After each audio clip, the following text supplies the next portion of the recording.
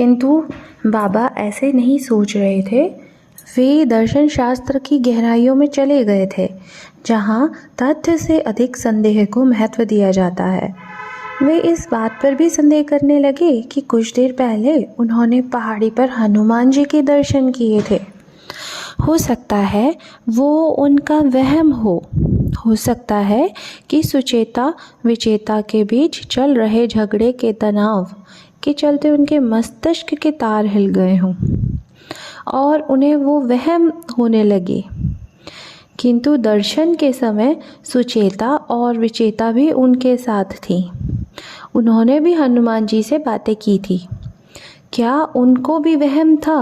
क्यों नहीं? हो सकता है वे सब एक सामूहिक वहम से ग्रस्त हो गए हों।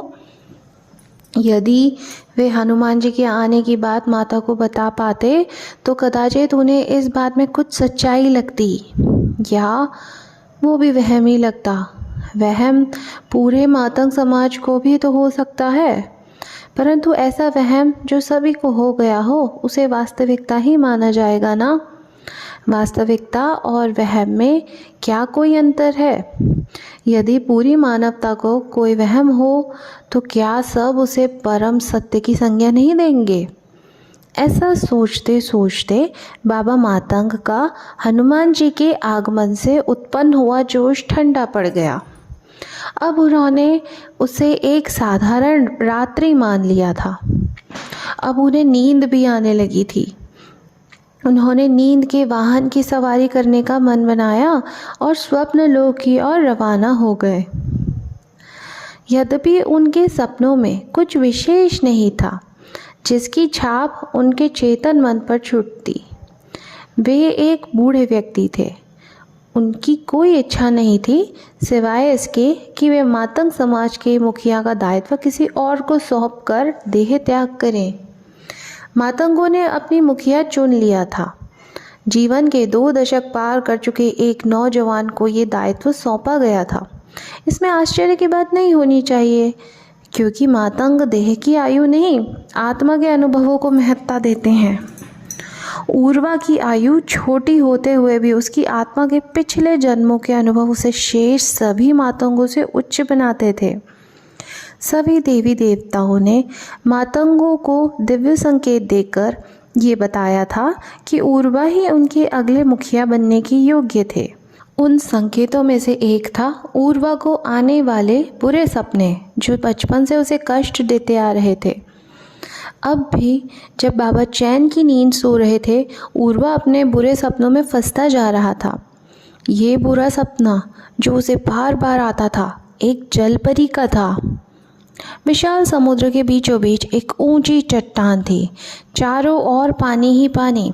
पता नहीं वो चट्टान पर कैसे पहुंच गया था। समुद्र पार करके घर पहुंचने की आशा कब की दम तोड़ चुकी थी। पता नहीं देह कैसे जीवित थी। मस्तिष्क शून्य था और हृदय केवल नाम के लिए धड़क रहा था। उसे ढूंढने कोई नहीं आने वाला था। क्षितिज से डूबता लाल सूरज मृत्यु के देवता का झंडा प्रतीत हो रहा था। यदि आप मेरी सहायता करो तो मैं आपकी सहायता कर सकती हूँ। एक मधुर ध्वनि मौत के साए को चीरती हुई उनके कानों तक पहुँची। उसने चट्टान के किनारे से नीचे झाँक कर देखा। पानी में इतनी सुंदर कन्या खड़ी थी कि उसका वर्णन कठिन था। उसके गोल मुलायम चेहरे की कांति किसी जीवनदायक मायावी औषधि का काम कर रही थी। उसकी चमकती हुई हरी आंखों में हिरण जैसी मासूमियत थी। किंतु उर्वा के मन में मृत्यु और संकट के विचार भरे हुए थे। उसने ऐसे प्रतिक्रिया दी जैसे उसने कन्या नहीं, झाड़ियों के पीछे दुबका कोई शेर देख लिया हो।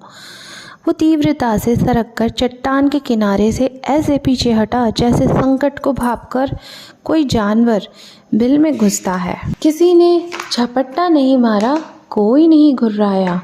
जब अगले क्षण संपूर्ण मौन में बीते तो उसे अपनी त्रुटि का भान हुआ। कहीं ऐसा तो नहीं था कि उसने सहायता के लिए बड़े हाथ को सांप समझ लिया था। कौन हो आप और क्या चाहती हो? उसने उत्तर की अपेक्षा से नहीं, ये जानने के लिए प्रश्न पूछा कि वह अलौकिक कन्या वहीं पर थी या चली गई थी। मैं आपको वहाँ पहुँचा सकती हूँ जहाँ पर आते आते जल यात्री कदाचित आपको देख लें और आपकी सहायता कर दें, उत्तर मिला। ऊर्वा मौन रहा। उसके सुन्न मस्तिष्क ने तर्क दिया, शायद ये कन्या कोई मायावी राक्षस है, तो भी चट्टान पर पड़े पड़े दम तोड़ने से अच्छा है तीव्र मौत मरा जाए। वो चट्टान के किनारे पर पुनः आ गया। नीचे झांककर कन्या को देखने का उसे साहस नहीं हुआ, परंतु वह 2 शब्द मुख से निकालने में सफल रहा। कौन हो आप?